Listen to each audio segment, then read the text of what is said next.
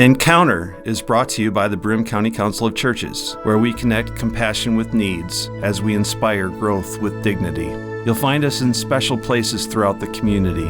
For those who remain hungry, we provide meals. For those who are challenged, we build wheelchair ramps. We comfort those who are ill, minister to those who are confined, and we remain an advocate for change and understanding on behalf of every element of our community. Connect and inspire. Encounter the Broome County Council of Churches. Good morning and welcome to this week's edition of Encounter. I'm still your host, Jeff Kellam, the Parish Associate at the Union Presbyterian Church in Endicott at the corner of Liberty Avenue and Main. I use that address because that's just one block away from where our guest hangs out during much of her work. We're entering into the season of Advent, Christmas, New Year's, and for many families and individuals, this is a time of tremendous stress. A great deal of pressure to make everything perfect so we can have a Walton Christmas or a Hallmark movie Christmas, and we all know that's not the way it works in many families, especially if there's a problem with substance abuse. And helping families get through that is a difficult thing, and it takes someone highly trained to help, a compassionate heart. In the church, we would call that person a shepherd. But at the Addiction Center of Broome County, that person is called a family navigator. And Cortney Rowley is our guest today, who is here as the family navigator in this work for about 3 months. You've previously worked in the same area, but now you're working with families. Absolutely. Remind us first about the Addiction Center of Broome County. The Addiction Center of Broome County has 3 locations, one at 306 East Main Street in Endicott, one at 30 West State Street in Binghamton, and one office outpost kind of in Norwich. We do a different, like an array of services, everything from what I do, which is family navigation, to Amanda Lewis heads up the peer advocate program. We also opened a location called the Up Center at 42 Shenango, which is a warming center, a comfort center for anyone 18 years and older, that's open all year round, not just during the cold blue season, to take shelter and refuge. Yeah. So we have many locations. Yes, and your location, which as I said is about a block away from the church where I serve and where my family attends, your particular position now is to help families where there is substance use in either the person, him or herself, but also the family circle, because everyone is affected in a very deep way. Absolutely. Whether it be a long-time affect or whether it be something that is new in onset and it's anyone that's younger, a teen, or they've been battling with them for 20 years or so, just reconnecting with them and finding a new way to discuss their concerns and somewhere for them to have an outlet, the family to have an outlet. A lot of people find that even during this season, they want that warm, like you said, a warm Hallmark family. Yeah. But even if we can just get everybody in the same room or just have a nice conversation. I work a program called CRAFT, Community Reinforcement and Family Training. And what it does is it teaches communication, self-care for the family, to really do some of that inside work to be able to set some really firm boundaries that is loving and compassionate. That way when they interact with their loved one, it brings them back into the fold, right? We want them to be with us. Right. I use the term substance use disorder. Yeah. Is that another word for addiction, another term? It can be another word for addiction. It's a disease. It's a progressive disease. Addiction is a progressive disease, and it affects everybody in a different way. Similarly, taking things from them, and it's separate from just the person. It is not the person. It's behaviors, or it's something that they're struggling with. Mm-hmm. And nothing any more different than like diabetes or heart disease. There are things that you can do to mitigate them and things that you can do to have a healthy, fulfilling life. If you have a parent or a family member who has been a victim of this disease, that increases your own susceptibility to substance abuse? There are a lot of things that can contribute to substance use disorder. It's not just environmental, it's not just genetics. It can be a culmination of things.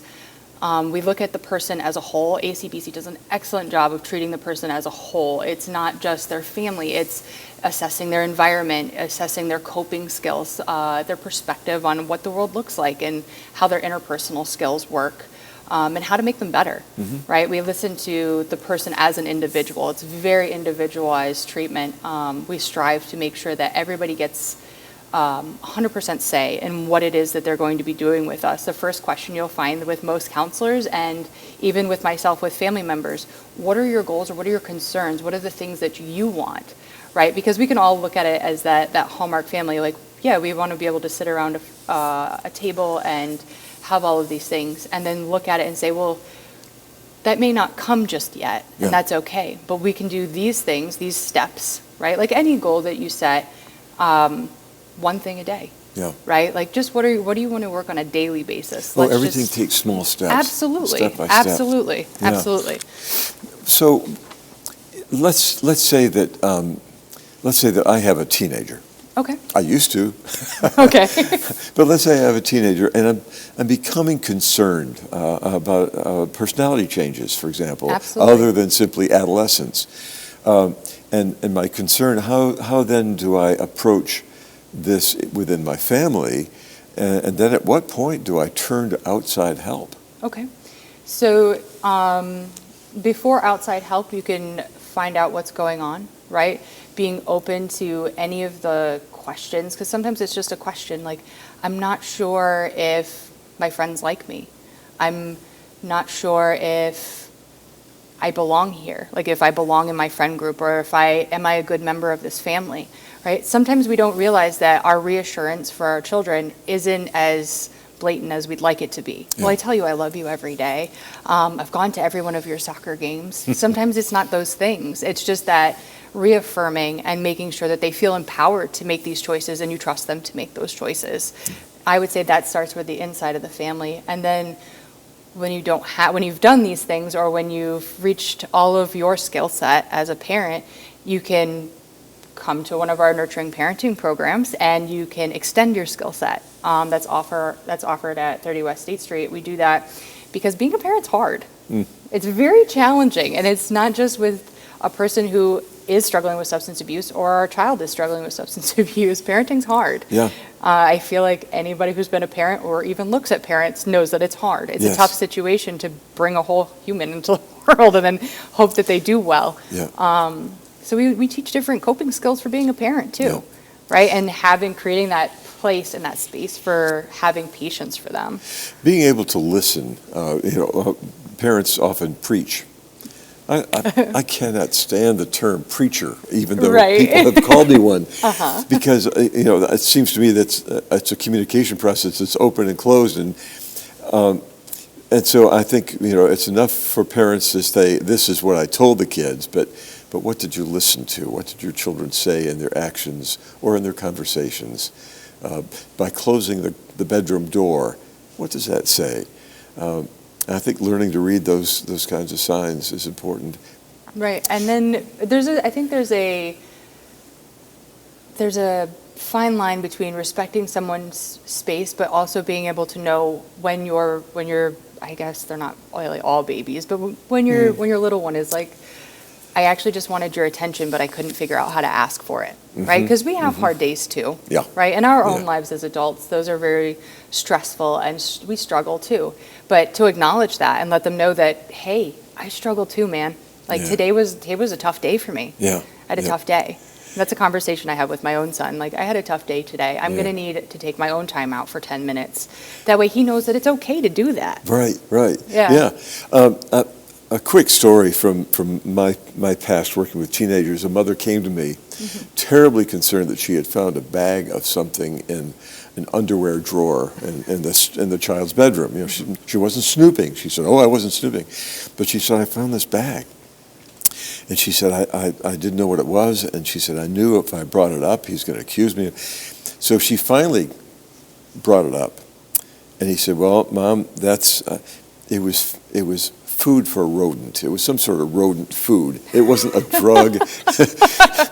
But that opened up, communication between the two, and they both got a laugh out of it later. But it was her concern and her son's not just being defensive, but saying, "Mom, you don't have to worry." So I just love that story because we are so afraid for our kids. We are. Now, this substance use disorder is not just something we find in young people. No. So there could well be an adult who's struggling with this, and it could be the child within the family who sees the issue with mom or dad. Absolutely, and we have open doors for that program as well. So Katie Cool is our play therapist, and she's at 306 East Main Street, and she does a wonderful job with our little guys. We have a whole brand new room. It's beautiful for play therapy.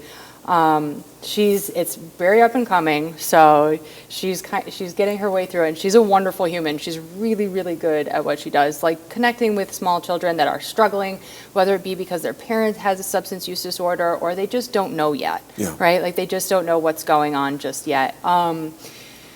Let's see, we have several youth programs that are doing pretty well. We've been in high schools.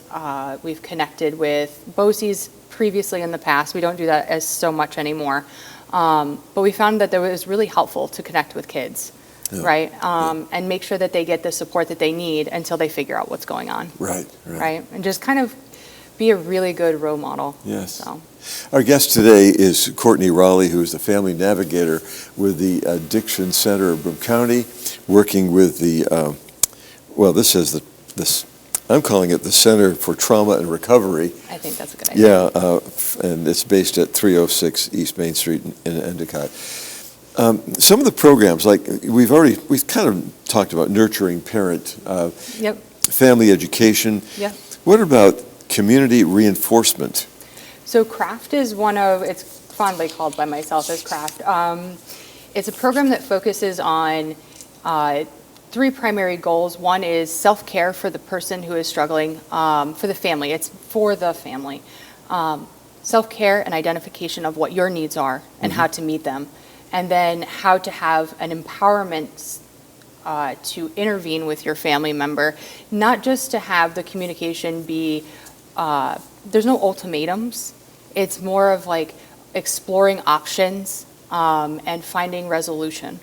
And then to bring it brings about the family and how to continue being connected. Right. We've talked about, or we've seen in the media or in TV dramas, interventions where we don't do those anymore. It's not we've realized, and when I say we, I mean the actual science and the theories behind how addiction works. Ultimatums, nobody likes ultimatums. It's not just addiction. We don't like them. Right.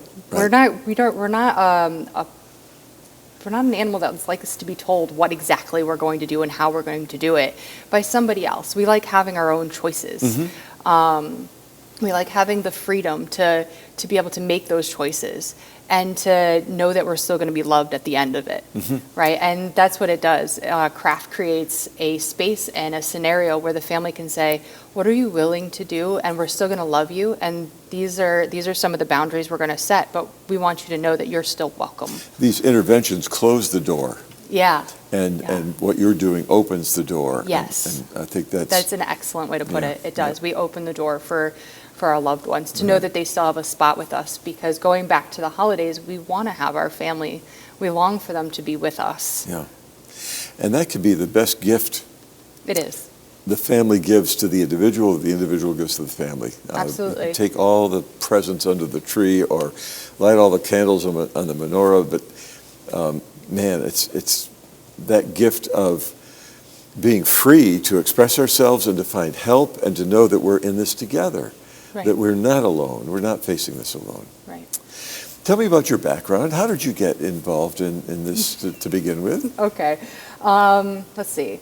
Long story short. So we have plenty of time. Let's see. I discharged from the Army honorably, and then wanted to give back to my community and find a helpful way to impact the community. And being a credentialed substance abuse and a alcohol and substance abuse counselor was kind of the ticket. And I was like, I want to do this.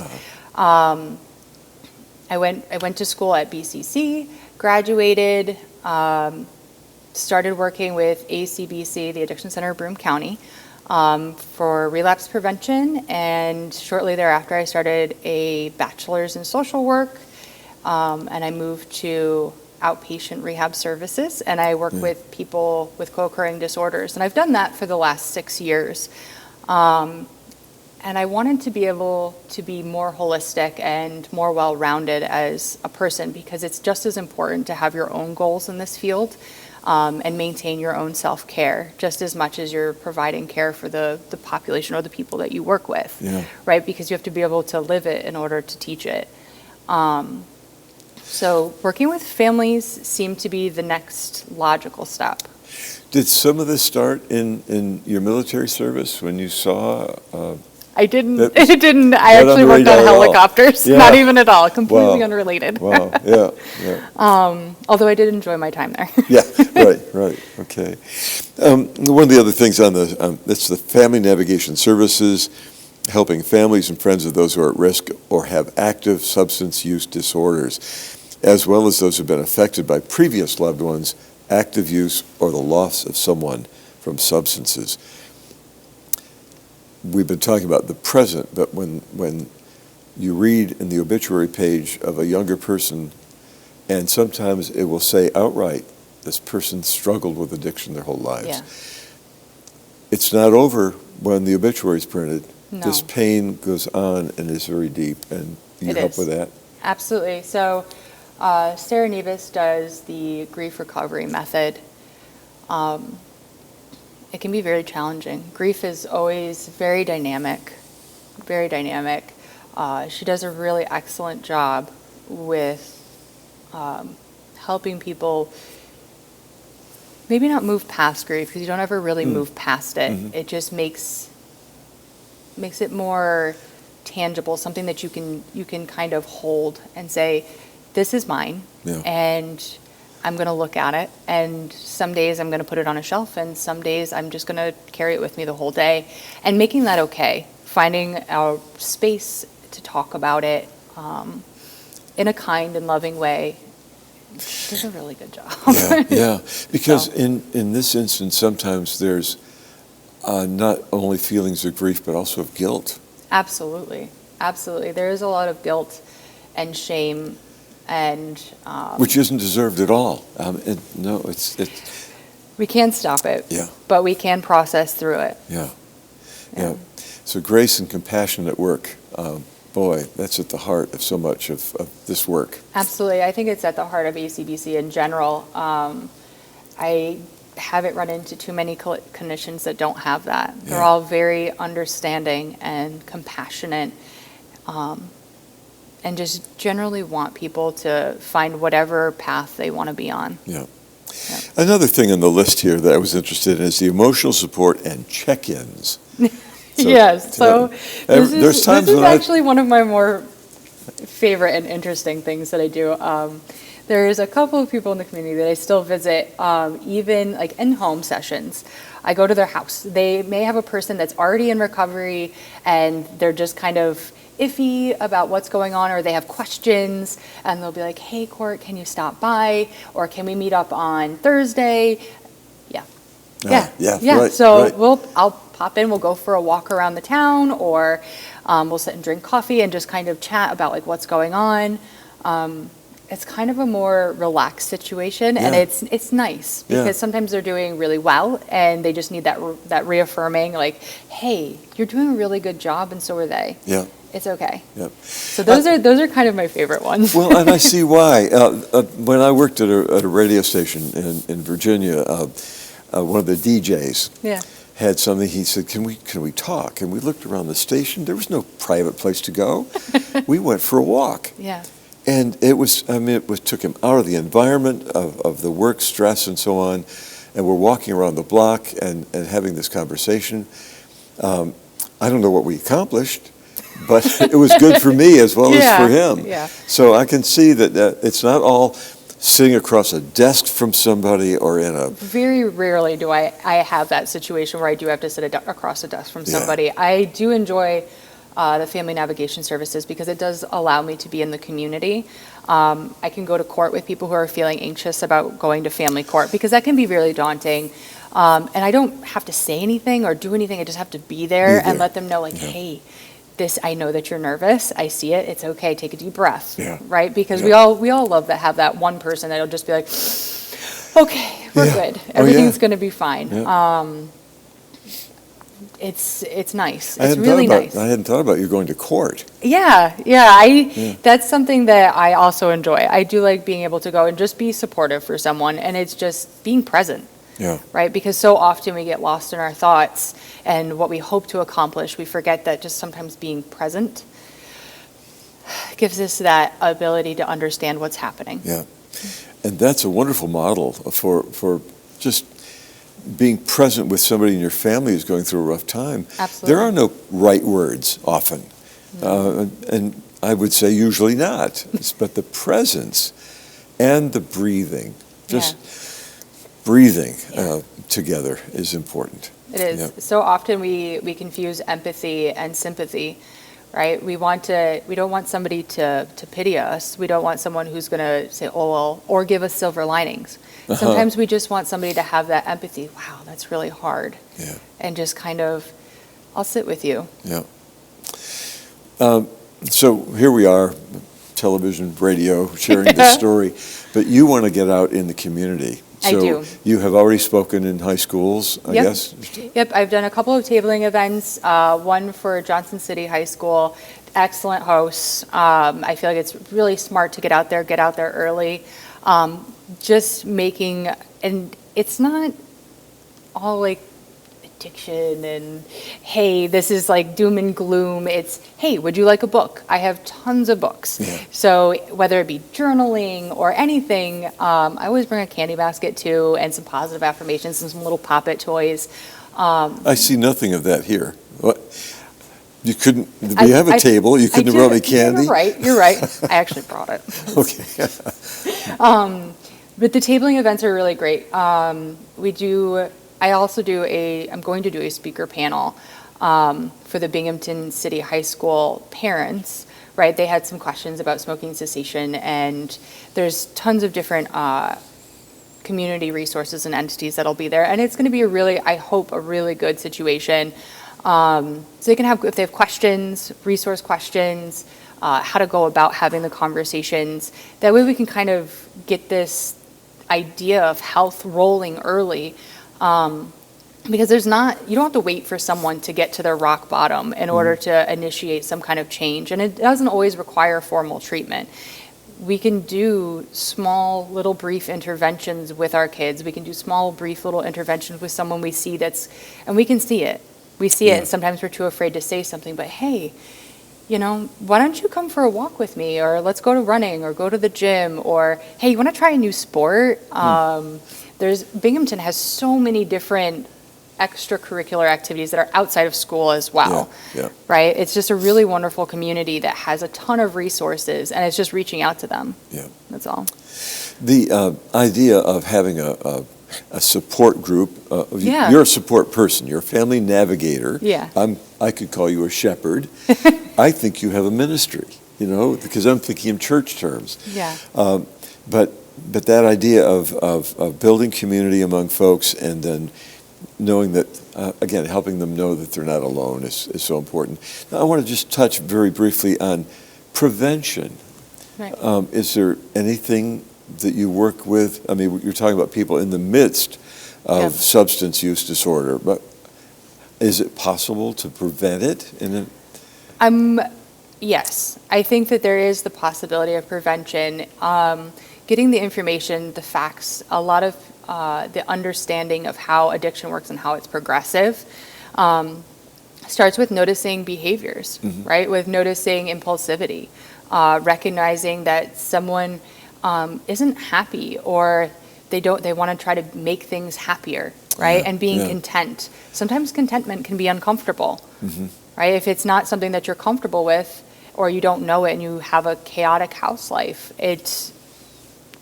sometimes contentment feels dangerous because it's always, is that other shoe going to drop? But noticing that early and saying, hey, let's see if we can redirect, right? And that's the idea of being able to talk to our young people, being able to talk to our family members that we know are going through a hard time. Like, hey, listen, instead of doing all of these things, let's find a new hobby. Let's do something, let's try something new together. And that goes right back to that community, right? Being able to recognize that connectedness is essentially the answer, being able to be connected to another person. Right. When you go to high schools, is there a conversation about peer pressure? I can't imagine there isn't. I can't imagine there isn't. I mean, is that something that you can help young people? I mean, because I think of peer pressure as being one of the things that the catalyst. Yeah. So peer pressure can be really hard to combat because during the high school period is kind of when our young ones are moving into the world and they're starting to see what their own views are, who they're going to be accepted by, and figuring out what it is that their beliefs are going to be outside of their family. They're still connected to their family, but they're trying to figure out who they are. And we know that even in young adulthood, in their 20s, you're just figuring it out again, right? So being able to recognize, like, hey, I noticed that you're kind of you're straying away from the things that you love. Like, what are you into now? And just reconnecting with that conversation, making sure that we're saying, I love you even if you're different from me. And I understand that you're not going to always agree with me and I'm still going to be here for you, right? Letting them know that if they mess up or they explore something and they don't like it, that it's okay. You can talk to me about it or not, and I'm still going to be okay, and I'm still going to be here for you. Right? Yeah, I want you to be in churches. I want you to be in community groups. I want you to go to Rotary, Kiwanis. I want you to go to high schools and get this word out about the Family Navigation Services of the Addiction Center of Broome County. Cortney Rowley has been our guest on this program. There must be a website. Yep. Do you know it off the top of your head? It's actually super easy, acbcservices.org. acbcservices.org. Yes. So that's the Addiction Center of Broome County. And your office is at 306 East Main Street in Endicott. It is. There are other locations around as well. Courtney, thank you so much. It's been wonderful. Thank you. Really helpful to talk with you about this. And thank you for joining us for the Encounter program. Each week, the Broome County Council of Churches talks with folks who are leaders in the community about the issues that we need to understand better and talk about ourselves. I'm Jeff Kellam, thanking you for being with us on the Encounter program. With thanks to WBNG TV for the production facilities. Chris Miller is our director. Curly, Mo, and Larry are at the cameras. And we hope that you'll join us again next week when your host will be Joe Selapak. In the meantime, I hope you'll be gentle with people and with yourself.